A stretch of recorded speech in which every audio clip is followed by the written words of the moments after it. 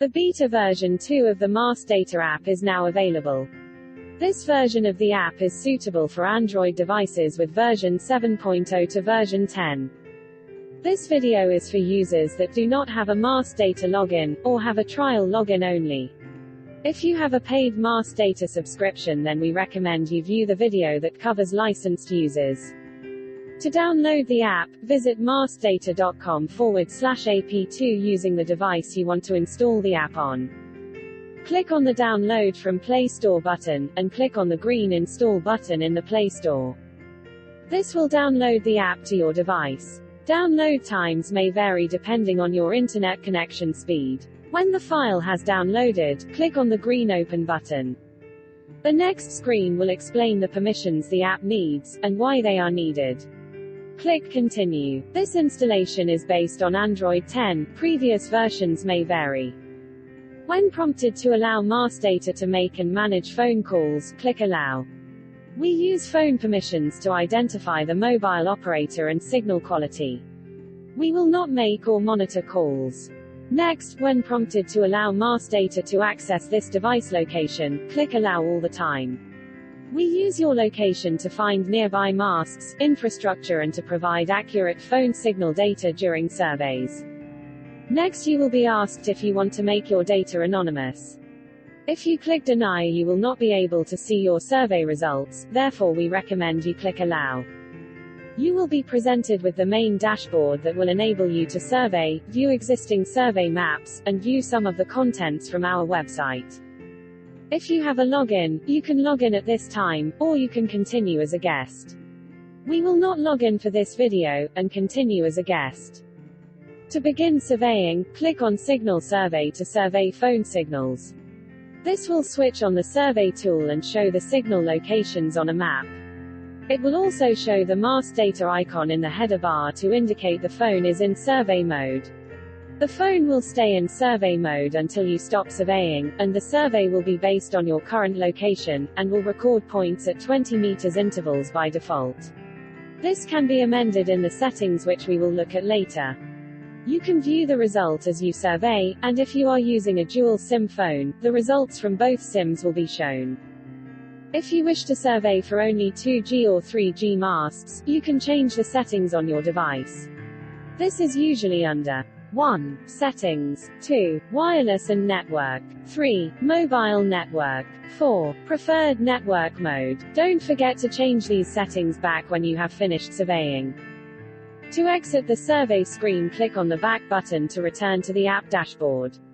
You will see that the surveying icon is activated on the dashboard to indicate the phone is still in survey mode. We will switch this off later. From the main dashboard, click Additional Maps to view a variety of additional maps and layers. You can customize the display style and the layers you want to view. You can select multiple layers including the data you have collected, and existing coverage if your location has been previously surveyed. Click Continue to view the map. The map will load and center on your current location. You can scroll and zoom and the results will update and accumulate on the map. There is also a function to view data by searching for a specific town, county or postcode. To search for a location, click on the screen and enter the name of the location in the text box at the top of the screen. To view more details, click on the marker and a pop-up screen will appear with additional information relating to the data point you selected. This will enable 2 additional functions that will appear at the bottom of the screen. The left-hand marker will generate directions from your current location to the marker indicated using Google Maps. The right-hand marker will open the marker location in Google Maps, with the option to view Google Street View. Click on the back button to return to the mapping page. To return the map to your current location, click on the home icon at the top right-hand corner of the screen. To exit the mapping screen, click on the back button twice to return to the app dashboard. Next, we will explore additional resources that are available from our website. Click on the Mars Data website to view this data. Here you can review device survey results, view this video, create a login, subscribe to our Mars location services and view a glossary of terms. To view survey results collected by the device you are using, click on Device Survey Results.